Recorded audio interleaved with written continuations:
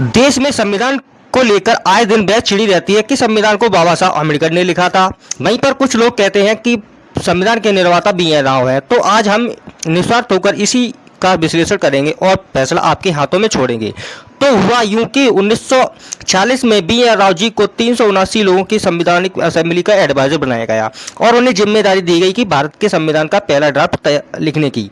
उसके बाद BN. Rao UK, Ireland, Canada और यूएस जाते हैं और वहां के संविधानों की बारीकी देखते हैं। फिर उन्हीं देशों के संविधान के तर्ज पर और संविधान के 4 मुख्य स्तंभों के साथ भारतीय संविधान का पहला ड्राफ्ट तैयार करते हैं। उसके अंदर 243 आर्टिकल और 13 अनुसूची रखते हैं। उसके बाद भीमराव म्यांमार का ड्राफ्ट तैयार करने के लिए इंटरनेशनल कोर्ट ऑफ जस्टिस की सेवा देने के लिए विदेश चले जाते हैं। अगस्त 1947 में इसी असेंबली में डॉक्टर भीमराव अम्बेडकर के अंडर एक कमेटी बनाई जाती है जिसका काम था इस ड्राफ्ट को फाइनल रूप देने की। इस कमेटी के 4 सक्रिय लोग मिलकर 30% जरूरी मटेरियल उठाकर अनुसूची से हटाकर आर्टिकल में रखते हैं। उसके बाद 15% नया आर्टिकल डाल देते हैं, जिसके बाद आर्टिकल बढ़कर 395 और शेड्यूल घटकर 8 रह जाता है। और फिर 26 नवंबर 1949 को स्वीकृति से तैयार हुआ भारत का संविधान। उसके बाद बाबा साहब ने कहा कि जो श्रेय आप मुझे दे रहे हैं उसके असली हकदार बी.एन. राव हैं। यहाँ तक कि इसी असेंबली में प्रेसिडेंट और भारत के पहले